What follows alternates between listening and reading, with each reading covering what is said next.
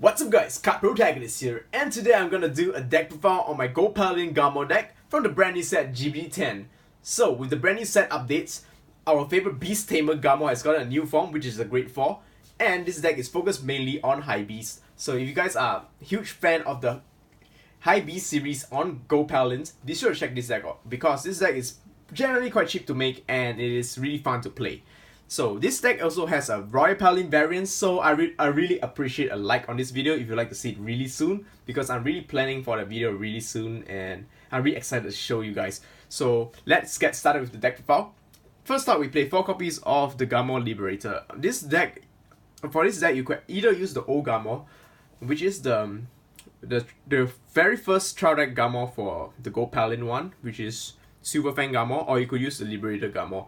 The most important fact about the Garmore is just for its name, because its second skill of the Garmore strike unlocks the access to a second skill, which is Count +1, Soul +1. If you have a Garmore in the hut, you may pay the cost. If you do, check the top 3 cards of the deck and superior call one of those cards to your rearguard circle. Very good, because this way you can actually fill up your rearguards if you do not have a full fill, because with full fill you are able to fully utilize its main skill, which is to power up your field. So if you are not having a full field, I recommend you to strike onto something else.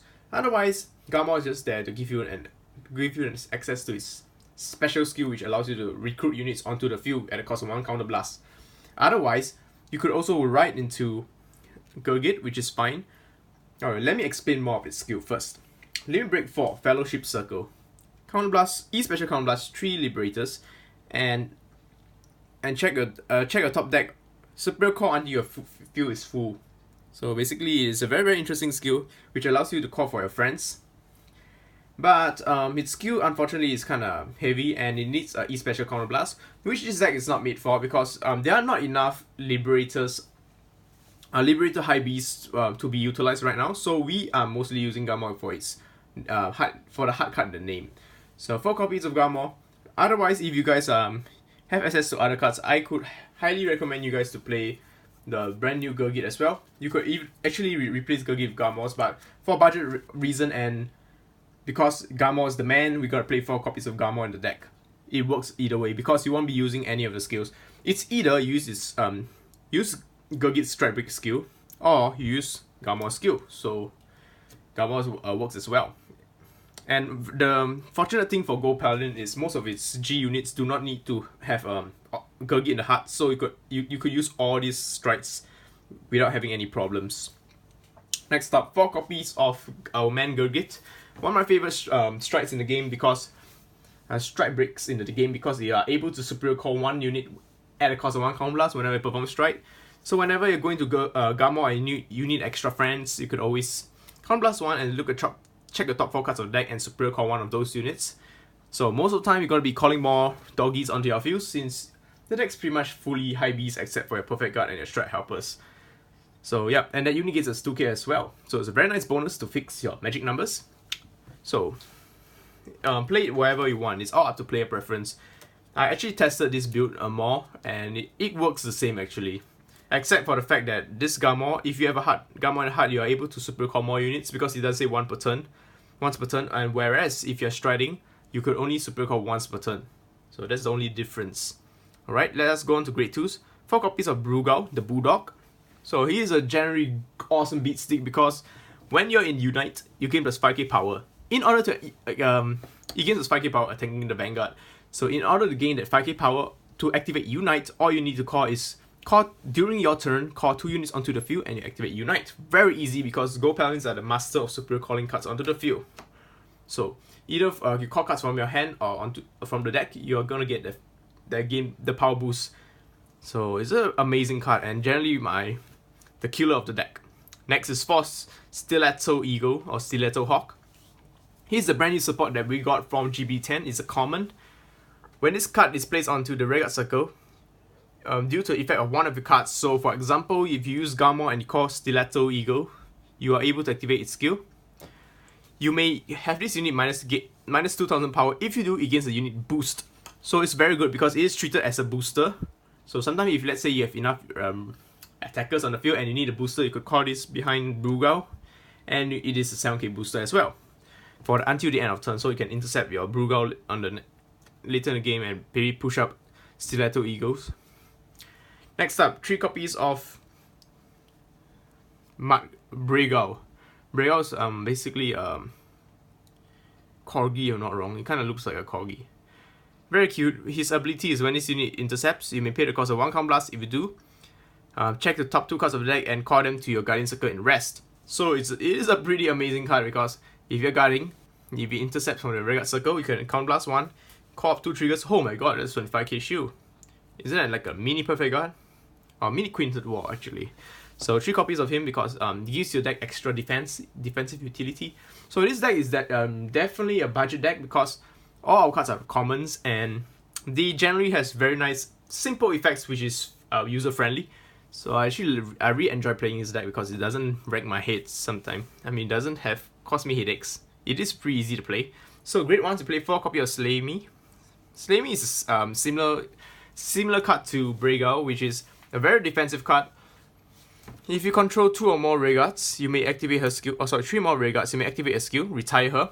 Check the top 3 cards, right? Top 3 cards of the deck and call one of those units to your Guardian Circle.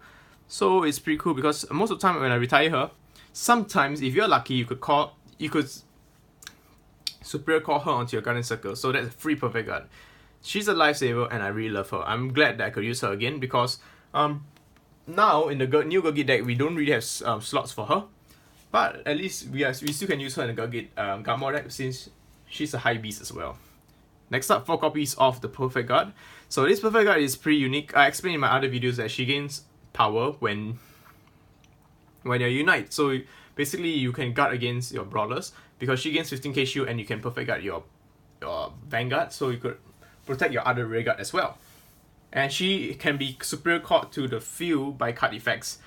Superior called to the Guardian Circle by card effects. So for example, Brugao and Otmore. I mean Gurgit's first skill, GB2 skill.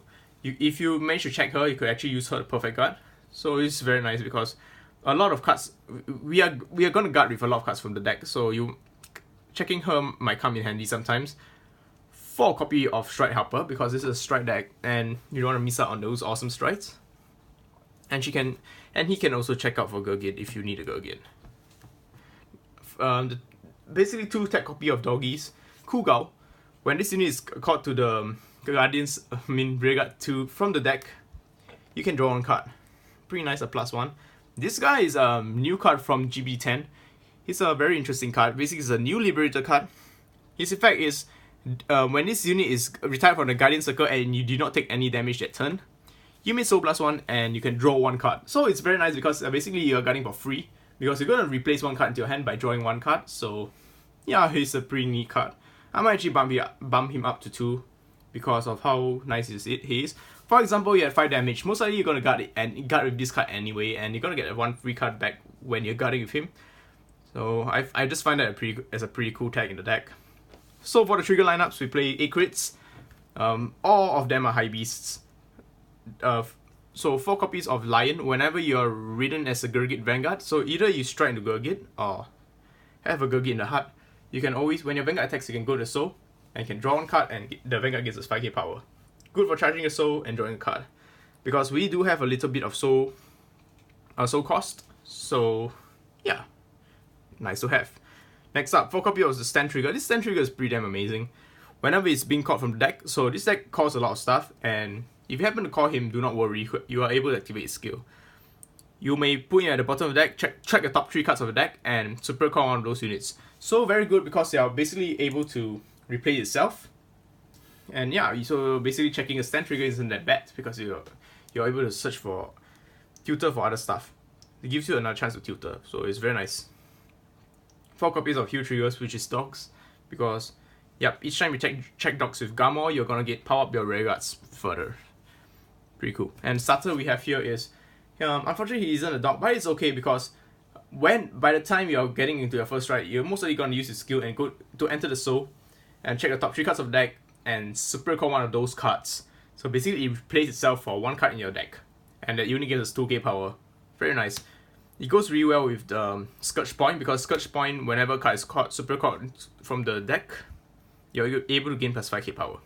and the unit gains 5k power. That's huge numbers. Alright, so let's go on to our stride.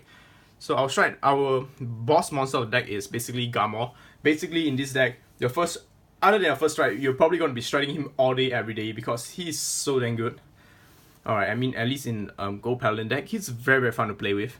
His skill, activate once per turn. GB2, so most likely he's going to be your second stride onwards, unless you manage to use G-Guardian early game.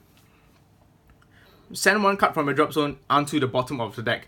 That effect is so damn good. You basically could send one of your triggers back in the deck because it doesn't state that you need triggers or normal units. So place one card from the drop zone into the bottom of the deck and activate skill. Look at the top 6 cards of the deck, and for each high beast you check from those 6 cards, select one card on the field, and it gets us 4k power. And so basically, if in this deck, I mostly check 4 to 6 units. High beast, so my god, that's like 5 units getting 4k power. That's huge number. And if 4 or more units is high beast is being checked, this unit gets a crit. Amazing, man. Second strike, you're able to crit your opponents. So it's something like what you call it, same blow dragon, but it powers up rear guards. That's amazing.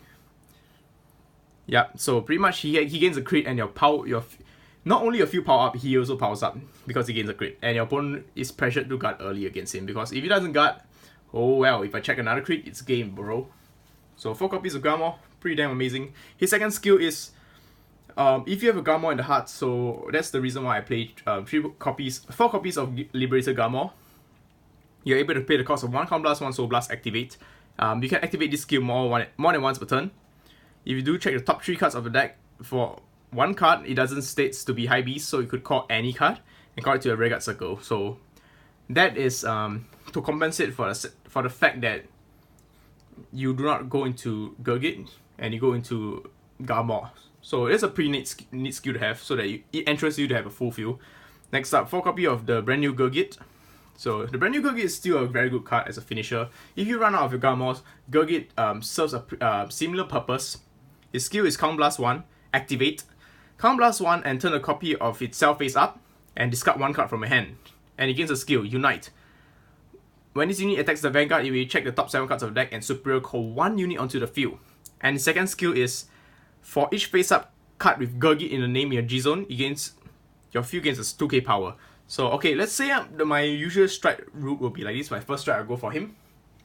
You have 2 face up already. Second strike, let's say I finish my Garmore and my opponent survives. I'll strike into him the second time. I will probably have 3 copies of him face up. So all my units gonna gain by 6k power. So that's pretty similar to Garmore. So I find him pretty cool. He's like a great partner in crime with Garmore. Best buddies, basically. So yeah, very nice card.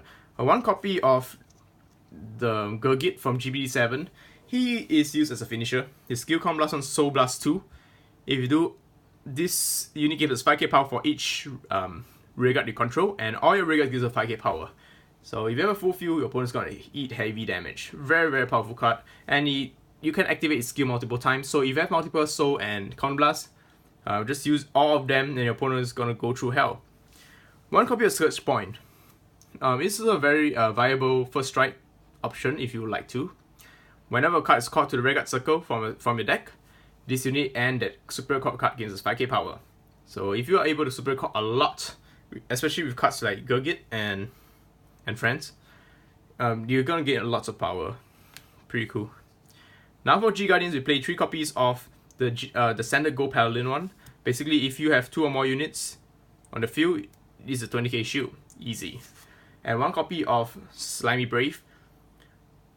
When this unit enters the Guardian Circle, you may pay the cost of sending 1 card on your rearguard back into the bottom of the deck, check the top 5 cards of the deck, and superior call 2 units with a different grade onto your Guardian Circle.